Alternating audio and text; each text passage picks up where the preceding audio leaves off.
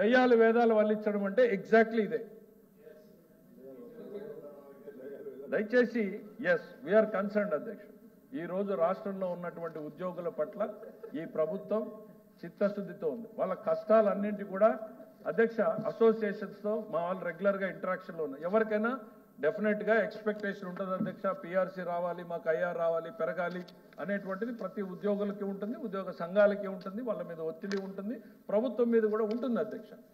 కానీ అధ్యక్ష ప్రైవేట్లో మాట్లాడుతున్నప్పుడు ఉద్యోగస్తులు చెప్తా ఉన్నటువంటి విషయాలు వింటే ఇంత వండర్ఫుల్ ఆర్గనైజేషన్ని ఎంత దుర్మార్గంగా వీళ్ళు గత 5 ఏళ్లలో ట్రీట్ చేశారనిపించింది అధ్యక్ష. వాళ్ళు ఓపెన్గా చెప్తారు, ఎస్ వీ అండర్స్టాండ్, రాష్ట్రం ఈరోజు ఏ పరిస్థితుల్లో ఉందో మాకు అర్థమవుతా ఉంది, అయితే ఇది వేస్తే ఏదో ఒక దశలో కొంతైనా డిస్కషన్ వస్తుంది కదా అనేటువంటిది మాట్లాడుతూ ఉన్నారు అధ్యక్ష.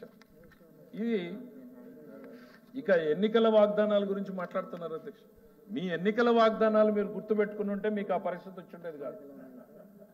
మీ ఎన్నికల వాగ్దానాలు గుర్తుపెట్టుకుని ఉంటే మీకు ఆ పరిస్థితి వచ్చి ఉండేది కాదు. పొరపాటున సింగిల్ డిజిట్కి పోకుండా డబుల్ డిజిట్లో మిగిలారు మీరు. దయచేసి బకాయిలు అధ్యక్ష, వారసత్వంగా వాళ్ళు బకాయిలు ఇచ్చి మీరు బకాయిలు పేరుకుపోయినాయి అనేటువంటిది బకాయిలు కాదు అధ్యక్ష, డైవర్షన్ అధ్యక్ష. ఇక్కడ దుర్మార్గమైనటువంటిది ఏంటంటే ఓకే ఆ ఖజానాలోనే ఉండో ఇంకో రకంగా ఉంటే ప్రాబ్లం లేదు అధ్యక్ష. వాడేశారు అధ్యక్ష. వాడేసిన బకాయిల్ని వీళ్ళకి అధ్యక్ష ఇది అవుట్ ఆఫ్ కంటెస్ట్ అయినా గత పాలన గురించి ఒక ఎగ్జాంపుల్ చెప్పాలి అధ్యక్ష. 94 కేంద్ర ప్రభుత్వ స్కీముల్ని వీళ్ళు డైవర్ట్ చేశారు అధ్యక్ష. దాన్ని రివైవ్ చేయడానికి ఈరోజు చంద్రబాబు నాయుడు గారి ప్రభుత్వం ఎంత కష్టపడిందో ఎగ్జాంపుల్ అధ్యక్ష. 60% కేంద్ర ప్రభుత్వం ఇస్తే 40% రాష్ట్ర ప్రభుత్వం పెట్టాలి. వీళ్ళు 60%ని వాడేశారు వేరే పథకాలకి.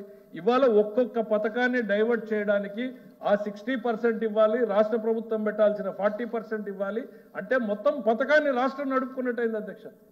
పెడితే తప్ప యూసీలు ఇవ్వలేనటువంటి పరిస్థితికి